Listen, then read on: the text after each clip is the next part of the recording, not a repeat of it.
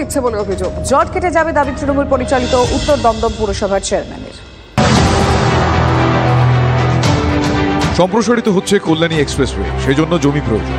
আর সেই জমি নেওয়ার প্রক্রিয়া ঘিরেই জোর জুলুমের অভিযোগ পুলিশ প্রশাসন এবং শাসক দলের বিরুদ্ধে। জমি মালিকদের অভিযোগ, আইন মোতাবেক পুনর্বাসনের ব্যবস্থা না করেই জমি দেওয়ার জন্য চাপ দেওয়া হচ্ছে তাদের ওপর।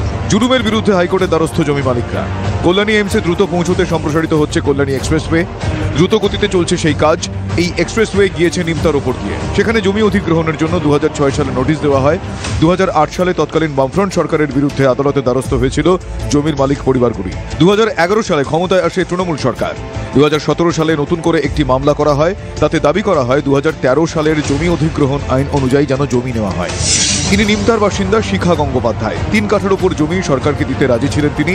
অভিযোগ, আইন মোতাবেক যে টাকা পাওয়ার কথা তা না পেয়ে আপত্তি জানাতেই জুলুমের শিকার হন তিনি। সরকার বলেছিল যে ওটা 18 লাখ টাকা কাঠায় আমরা বিক্রি করব, কিন্তু আমাদের ধরুন দোতলা প্লাস ওপরেও ঘর আছে, সেই মিলিয়ে ওরা যা মানে ইয়ে করেছে, ভ্যালু দিচ্ছে, সেটা নেবার মতো নয়। কখনো গরম দেখাচ্ছে যে এই এখন যারা সরকার চালাচ্ছে তারা, এখন যদি আমি বেশি করে নাম বলে দিই আবার এটা যদি ফ্ল্যাশ হয় তখন হয়তো আমার ওখানে যাওয়াই বন্ধ হয়ে যাবে। হ্যাঁ, ওই কারণে তাও আমি সহ্য করেছি, বলেছি না, আমি কেসে যা ডিসিশন হবে আমি সেটাই মানব। যে পুলিশ ফোর্স দিয়ে, লোকাল তৃণমূল নেতাকে দিয়ে তাদের বাড়িতে প্রথমত ময়লা ফেলা হতো, যাতে বাড়িতে থাকতে না পারে, ঘর ছেড়ে দিতে হয়, বাধ্য হয়, এবং রীতিমতো থ্রেট করা হয়েছে। পুলিশ একজন মক্কেলকে তুলে নিয়ে গেছে জোর করে, বিভিন্ন রকমভাবে ফোর্স করানো যাতে তারা সেল ডিড এক্সিকিউট করে দেয় সরকারের পক্ষে। শুধু শিখা গঙ্গোপাধ্যায় নন, নিমতায় শাসক দলের রোষানলে এক ক্যান্সার আক্রান্ত বৃদ্ধা ও প্রাক্তন সেনাকর্মীও। তাদের দাবি, সঠিক পদ্ধতিতে জমি অধিগ্রহণ হলে তারা জমি দিতে রাজি, কিন্তু মা ছেলের অভিযোগ শাসক ঘনিষ্ঠ লোকেরা তাদের কাছ থেকে জমি কিনে নিতে চাইছে, আর তাতে রাজি না হওয়ায় খুনের হুমকিও দেওয়া হচ্ছে বলে অভিযোগ। সকালবেলা এসে এখানে দাঁড়ালো, এই জায়গা দিচ্ছিস না কেন, তোর ছেলেকে মার্ডার করে দেবো। আমাকে রোজ এসে ধমকি দিচ্ছে, যাবি না ঘাড়ের মধ্যে বাড়ি ভেঙে দেবো। ওসি বলতে গায়ের মধ্যে বাড়ি ভেঙে দেবো, ওসি বর দেখাচ্ছে। ছেলের গাড়ি, আমার ছেলের স্কুটার আটকে নিয়েছে, গাড়ি আছে, সে কর্ফিউ তাও আটকে রেখে দিয়েছে। মানে ওকে ভয় মেরে দেওয়ার বলে, আপনার ছেলের কি যে অবস্থা হবে আপনি জানেন না, আমরা স্বেচ্ছায় কিনবো, আপনারা লেখেন যে আমরা স্বেচ্ছায় বিক্রি করতে চাইছি। আমি বিক্রি আমরা করবো না, অধিগ্রহণ করেন, আজকেই দিয়ে দেবো। কারণ একটা রাস্তা হচ্ছে ভালো কাজ, নিশ্চয়ই দেবো। প্রত্যেক দিন এসে মাকে থ্রেট করা হচ্ছে যে আপনার ছেলেকে মার্ডার করে দেবো, এই করে দেবো, কনস্ট্যান্টলি থ্রেটেনিং হচ্ছে। আর বাকি যেগুলো আপনি তো ভিডিওতে দেখেছেন, যে বাড়িঘর ভেঙে দেওয়া, জলের পাইপলাইন ভেঙে দেওয়া। আজকে আমার মা ক্যান্সার পেশেন্ট, একজন ক্যান্সার পেশেন্ট, কমান্ড হসপিটালে মার অপারেশন হয়েছে, সেই আর্থারাইটিস, অস্টিও আর্থারাইটিসের পেশেন্ট, সুগার পেশেন্ট। আজকে আপনারা দেখলেন যে ওখান থেকে বেরোনোর কোনো উপায় নেই। আমরা দীর্ঘদিন ধরে রিকোয়েস্ট করেছি যে আপনারা, রাজ্য সরকার আপনাদের এত টাকা দিচ্ছে, তাতেও আপনাদের সবাই বাদ বাকি যত লোক পরিবার ছিল সবাই উঠে গেল, আপনারা কেন উঠছেন না, এ নিয়ে বারবার রিকোয়েস্ট করছি। তারপরে ওরা মামলা করে, এবং সেই মামলার শুনানি না হওয়া পর্যন্ত আরও যারা 2জন ছিল, 4জন ছিল লাস্ট, 2জন উঠে গেছে, আর 2জন এখনো রয়ে গেছে। আশা করছি খুব শিগগিরই উঠে যাবে। জমি আন্দোলনকে হাতিয়ার করে ক্ষমতায় এসেছিল রাজ্যের বর্তমান শাসক দল।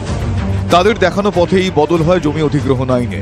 এখন সেই আইনকেই বুড়ো আঙুল দেখানোর অভিযোগ শাসক নেতাদের বিরুদ্ধে। শ্রাবন্তী সাহা ও রঞ্জিত ধরের রিপোর্ট, TV9 বাংলা। সংক্রান্তিতে শীতের সর্বনাশ, 12 বছরের তৃতীয় উষ্ণতম সংক্রান্তি কলকাতায়। আলিপুরের সর্বনিম্ন তাপমাত্রা উঠল 16.6 ডিগ্রি সেলসিয়াসে। ডিটেল জানবো, কমলেশ চৌধুরী রয়েছেন। কমলেশ, দেখো, মকর সংক্রান্তিতে কনকনে শীত পড়ে, এটাই প্রবাদ, মানে সবাই তাই বলেন। কিন্তু এমনিতে হ্যাঁ, শীতকালের পৌষ থেকে মাঘের দিকে যাচ্ছি আমরা, এই সময় ঠান্ডা ভালো থাকবে, এটাই স্বাভাবিক। কিন্তু গত কয়েক বছর ধরে দেখা যাচ্ছে সংক্রান্তিতে শীতের কপাল খুব একটা ভালো ঠেকছে না, এবং আমরাও খুব একটা ভালো ঠান্ডা পাচ্ছি না। মানে 2021 সালে 16.4 ডিগ্রি সেলসিয়াস ছিল। গত বছর সমস্ত রেকর্ড ভেঙে 19.7 ছিল। 2022-এ 18.2। এই তালিকায় তৃতীয় হচ্ছে এবছর 16.6 ডিগ্রি সেলসিয়াস, যেটা স্বাভাবিকের থেকে 3 ডিগ্রি বেশি। এর কারণ পরপর দুটো পশ্চিমী ঝঞ্ঝায় গতকাল আমরা দেখেছি উত্তর ভারতে বৃষ্টিও হয়েছে ফলে, এবং আরো একটা ঝঞ্ঝা এই মুহূর্তে ঢুকছে, ফলে উত্তরে হাওয়ার যে যোগান এই মুহূর্তে থাকা দরকার সেটা নেই। সেই কারণেই রাতের তাপমাত্রা এতটা বেশি। 18ই জানুয়ারির পর ঠান্ডা ফিরতে পারে এরকমই একটা আবহাওয়া দপ্তর আশ্বাস দিয়েছে। বেশ বেশ, ধন্যবাদ কমলেশ।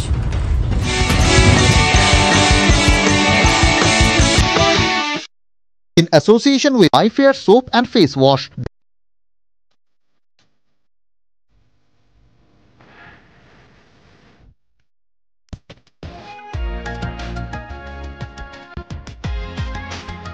Hint Thermal Sporol, बड़े आराम से।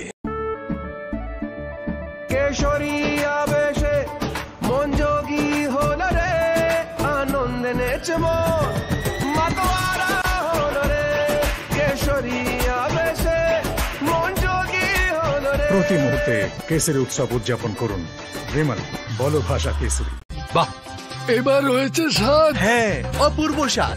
এমডিএচ এর চাঙ্কি চাট মশলা, জীবনে আসল স্বাদ জাগলো। আসল মশলা এসএস এমডিএচ। যদি এমডিএচ কিচেন কিং কিচেনে থাকি তো আমরা যা ইচ্ছে তৈরি করতে পারি। বেগুনের ভর্তা, আলু কপি, ভিন্ডি মশলা, আরো অনেক কিছু।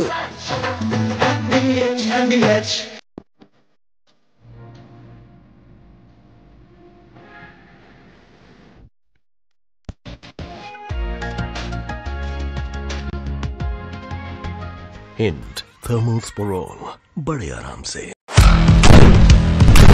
আপনার সমস্যা, দিনে দুপুরে ডাকাতি করে পরেও অশান্তি হচ্ছে, আপনাদের কোনো অসুবিধা, বাড়িতে থাকতে পারছি না, ঘটনা হোক বা দুর্ঘটনা, বিস্ফোরণ স্থলের একেবারে কাছে ব্যানারগুলো খুলে